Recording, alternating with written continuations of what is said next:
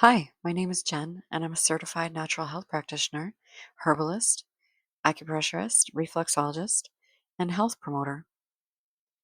In this video about immunity, I'd like to give you some information on how to boost your immune system and what to do if anything like colds and flus arise. So, what is the immune system? Your immune system is a network of parts of your body, such as cells, tissues, organs that help your body fight off infections. It defends your body from harmful viruses, bacteria, fungus, parasites. When your immune system feels it's going to be under attack, it produces your white blood cells and antibodies to protect you from the external viruses. While prevention is best key, washing your hands, maintaining a healthy diet, less stress, better sleep. Um, there are different things that help you boost your immune system. So, why is food medicine? Well, the idea that food is medicine is rooted in the understanding that your body requires nutrients and specific nutrients to function at its best, maintaining your health. A balanced diet that is rich in fruits, vegetables, whole grains, lean proteins can help prevent chronic diseases. And certain foods rich in antioxidants and vitamins can strengthen the immune system, making our body more resilient. They have different foods that help with cardiovascular health, diabetes management, and gut health, which is so important. Along with boosting your immune system through foods, um, fruits, vegetables, whole grains, lean proteins, foods that are rich in vitamin C, D, zinc, and antioxidants are beneficial. Antioxidants help fight any free radicals that might be wandering around in your system. Getting outside, grounding yourself in nature, regular physical activity is super important. It helps regulate the immune system, reduce inflammation, helps you manage stress, which stress has a big impact in our immune system. Making sure you're staying hydrated with fresh water and having good sleep hygiene, as well as proper hygiene, such as hand washing. Those are all good ways to boost your immune system.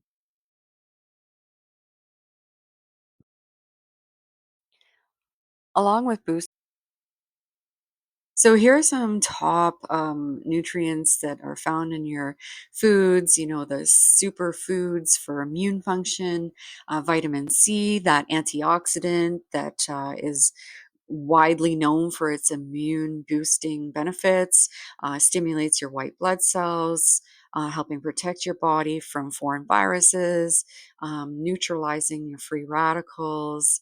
Um, so, vitamin C can be found in a lot of different foods, such as strawberries, fruits, bell peppers, red vegetables, kiwi, broccoli, tomatoes, and vitamin D, which is a fat soluble vitamin. So, taking it with those omega vitamins is a good idea. Often, people who are low on vitamin D have an issue with, having more colds, flus, etc. And of course, getting vitamin D when you go outside in the sun.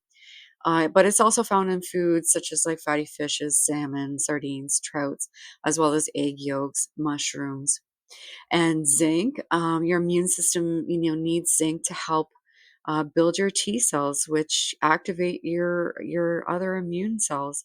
Um, Zinc deficiency can increase the risk of many respiratory issues. So oysters, beef, chicken, pork, lean protein, lentils, pumpkin seeds, oats. So another thing is selenium, and it helps protect your body from oxidative stress, which we talked about, free radicals. So selenium also lowers inflammation and it enhances immune system. You can find that in a variety of different nuts, as well as fatty fishes, liver, chicken, etc. Your immune system has a huge deal with your gut health. The majority, a large amount of your immune system lives in your intestinal tract and your stomach. It has such a big amount of good bacteria, so that's known as your gut microbiome. This bacteria helps communicate with your immune cells and influences how your body responds to these viruses. I always say that a healthy gut leads to a lot of uh, health, not just immunity. The majority of serotonin is produced in our guts rather than our brain. But as far as immunity, increasing your gut health by consuming probiotics and prebiotics is a good way to enhance that. So, probiotics are supplements or foods that have good bacteria that replenish the friendly gut microbiomes and to keep your system balanced. Some probiotic foods are like yogurt, kefir, miso, kimchi. A lot of fermented foods help balance that. And some prebiotics are found in, you know, um, roots and certain vegetables and fruits, as well as herbs. So prebiotics are a type of fiber that helps your gut bacteria. Um, Chicory root, dandelion greens, burdock root is amazing for your gut health. Uh, Asparagus, leeks, garlic, of course, apples, oats. Simply adding certain herbs and spices that you even find at the grocery store, common herbs that you can grow, are beneficial for your body, your immune system, the inflammation in your body. A lot of them can work medicinally, and simply just by adding them to teas or your foods, your everyday soups, can benefit you in many different ways. Growing your own herbs is also very rewarding because not only are you spending time often outside maintaining your garden, you're getting outside, you're finding yourself relaxed, spending time in nature, hands in the dirt, connecting with the plants, growing your own herbs and plants, nurturing them from seed and creating that connection between you and the plants also helps your body. Spending time outdoors enhances your physical and mental health. Being outside and improving your cardiovascular health, boosting your circulation, getting some vitamin D, increasing your fitness levels by walking, cycling, hiking, swimming, and just being outside in nature, reduces stress, anxiety, depression, promotes relaxation, and promotes that sense of connection with nature. Having a good amount of sleep as well is critical for having good health and mental well-being. You can't pour from an empty cup, so if you're not getting enough sleep, you're depleting your immune system, you're affecting your memory and your day-to-day life, and it does increase your stress levels. So having good sleep hygiene, so a regular sleep schedule, and not having devices in where your area of sleep is, and trying to wake up at the same time every day helps as well. So, in this next section, we'll talk about what our plant relatives can do. You know, what teas can help, what infusions can help, different oils and vinegars that we can add to help boost our immune system, and what happens when we do get sick. What plants can help us do what? So in this next section, herbs have been used for centuries, for medicine, for teas, for infusions, for soaks, for creating essential oils, for medicinal properties. Nutritionally, a lot of herbs and plants have antioxidants and vitamins and minerals. They help boost the immune system and promote good health. You find a lot of different herbs within the grocery store and boxed teas or loose teas and different soups and marinades. We don't realize that just adding those things to our diet can have such a huge impact. uh, s- Certain drinks, such as a chai latte, is a really delicious way of incorporating some really good spices and herbs into your diet. Um, it decreases inflammation. It's a very good way to relax. It's very nice and tasty. And in the next slide, we will give you some information on how to make that. So here is the recipe for a chai latte, which is really delicious. And it also includes a root called astragalus. So astragalus root is really important, which I will go into it further into the video. But for the immune system, it's one of the top plants. Um, the instructions are to add all these ingredients. So you have your orange peel, your ginger root, your cinnamon, which you can use powder, but the cinnamon sticks are good to grind up. Peppercorns, cardamom, cloves, and you can use oat milk if you have issues with lactose or lactose free milk, and honey or agave nectar or stevia to taste, depending on if you have issues with your sugars. Placing them into a saucepan.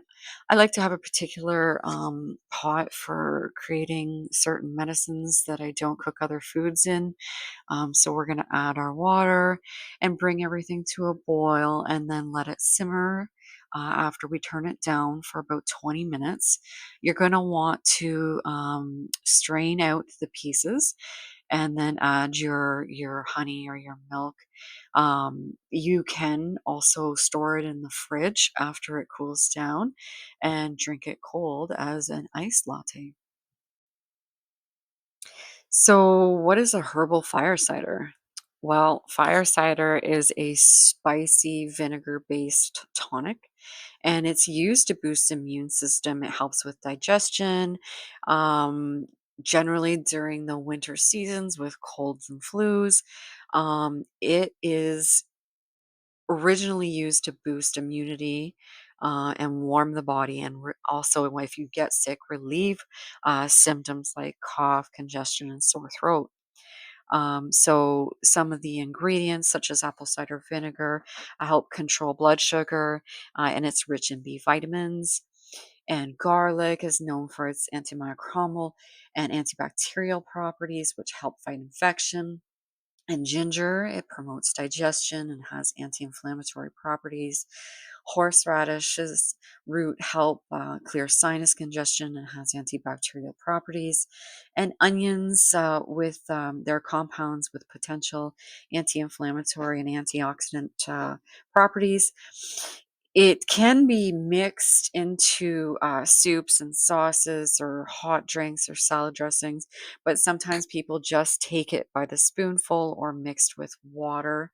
Um, Fire cider has been promoted for a long time across many herbalists for its health benefits. It does have a lot of spiciness to it, hence helping with the congestion. It doesn't suit everybody, but if it's something that you're wanting to try, it is very good. And here's the directions on how you're going to want to go about making your fire cider. It isn't something that you can make instantly. It is a little bit of time consuming. You're going to want to put all of your ingredients in a large glass jar, like a mason jar, and then fill it with the raw apple cider vinegar, which means it has the mother in it. Be sure to make sure all your herbs are soaked and covered for at least a few inches above them. You're going to want to make sure that it's tightly capped, keeping it in a dark space, but shaking it every day. After 3 weeks, it should be ready. You can infuse it longer. Some people do, and then you strain it out. Then you can keep the remainder if you want and blend it up and add it to some other things that you want, salad dressings, etc. And then add your honey into it, and just to see how it tastes. Then don't forget to label your jar, and you can keep it in the fridge. Elderberry syrup. Now, this is a staple in my household. I have a son who is asthmatic and tends to get quite a bit of coughs and colds in the winter months, as well as issues with his allergies. So, elderberry syrup is one of the first things I turn to that really helps him whenever this comes up. Um, Dried elderberries are easy enough to get at any apothecary. So you're going to want to bring all your berries and your grated ginger and your cloves to a boil. You're going to boil it for quite some time. It does have to work its way down to a syrup. So you're going to want to boil it until about 2 to 3 cups of the liquid is remaining in the pot. You're gonna want to keep a good eye on it, stirring it quite a bit. Once you remove it from the heat, you can strain everything out through cheesecloth or a fine metal mesh filter. You can press with a spatula to help squeeze out any of the last liquid. You can put it into smaller sized jars and seal and label them. I do keep mine in the fridge uh, until it's ready to be used. Um, Another thing that you can use the elderberries for is tea, but elderberries have to be cooked to work efficiently. You can't just have them raw for the immune system. So let's take a look at what other plants can help, other ways of boosting your immune system, and what plants can help when you get other colds, flus, ear infections, etc. So let's take a look at what other plants can help, other ways of boosting your immune system, and what plants can help when you get other colds, flus, ear infections. So astragalus is really interesting. It is something that is anti-diaphoretic. So a diaphoretic is something that helps you sweat it out, um, pushes the heat out of your body, like when you have a fever. This plant is anti-diaphoretic, which means it seals off the pores. So it's something that you want to be taking when you are not sick. So when you are not sick, and it seals the body off to those external viruses or bacterias. It is originally from China, North Korea, and Mongolia area. It can be found in America, Europe, and other parts of Asia. It's a member of the pea family, and it grows in on mountainsides and grassy regions.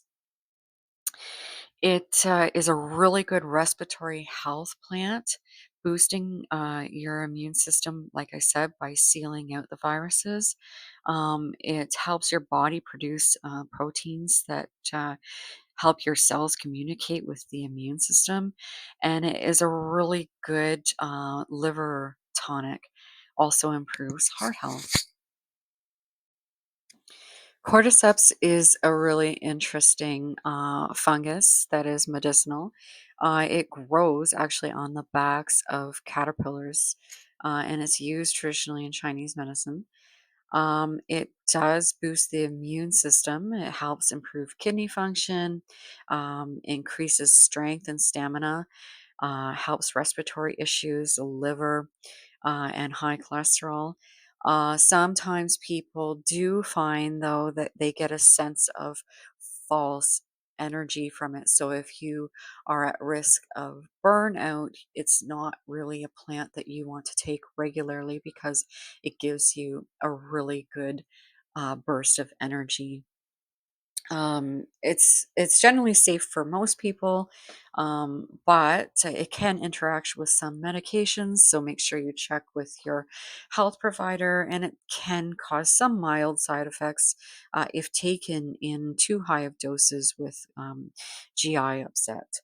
So, I mean, it has been used to boost immunity for generations in Chinese medicine, and it is a really good plant that you can find in capsules or powdered for teas. Mushrooms with medicinal benefits have been more popular in mainstream recently, and one of the most popular is the reishi mushroom.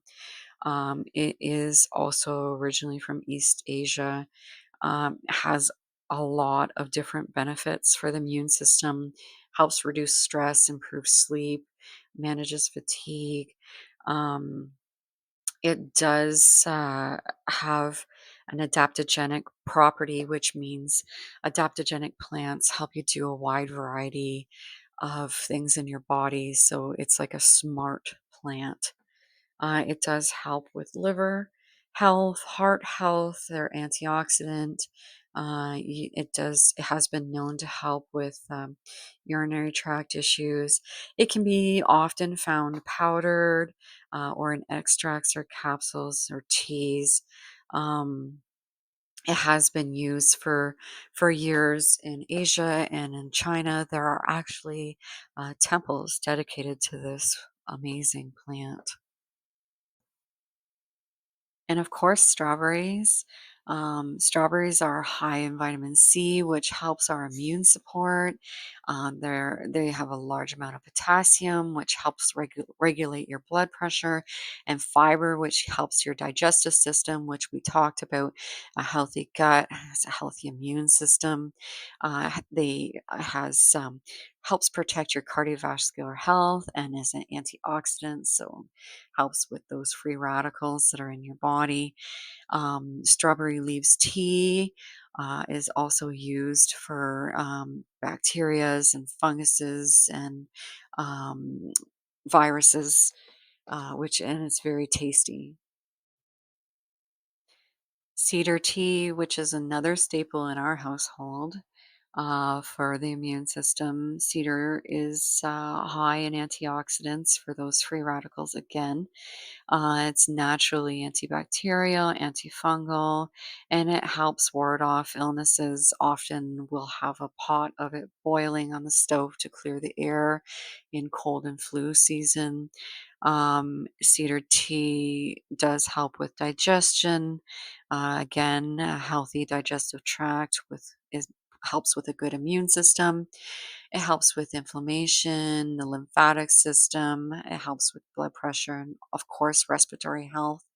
Help clearing out sinus infections, and it really does support overall lung health and breathing.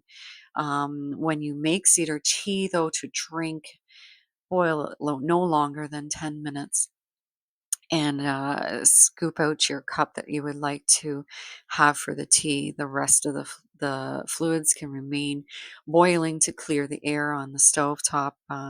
Just being mindful to add more liquid to it so it doesn't burn down too much into the pot and cause any issues. Um, Also, be mindful with different medications and pregnancy and breastfeeding. So, what are expectorants? Well, stimulant expectorants, like on this list, are usually quite warming and drying. So, we want them to get rid of the extra mucus uh, in your lungs when you have a respiratory virus. Um, Either having them in extract form or tea or capsules or glycerite. So this list is a few that are good to get some of that mucus that is stuck in our system out. So relaxant expectorants. So they are also used for coughs, but more of a dry, spasmodic cough like asthma, where it's dry and irritated and not necessarily um, full of mucus. So here's a list of plants that can be made into a tea or a tincture or glycerite to help with that. Also, burning mullein is another way to use mullein, similar to having a smudge going and inhaling the smoke from the mullein. Being mindful if you have COPD or emphysema, etc., or if you're sensitive to smoke.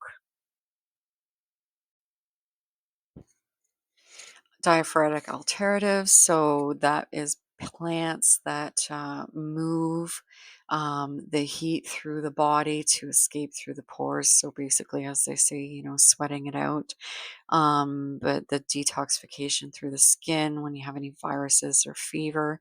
um, these plants on here, using them tea or tincture or glycerite, are good ways to release the heat in the body. There's a couple on here that aren't on here, sorry, such as yarrow, peppermint, and lemon balm are also ones that can help with that fever aspect.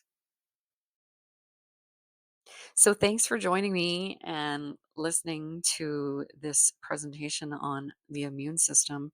Hopefully, you were able to gain some information that will help you if you come up with a virus or a cold or a flu, and some helpful information on how to keep yourself healthy to prevent a cold or a flu.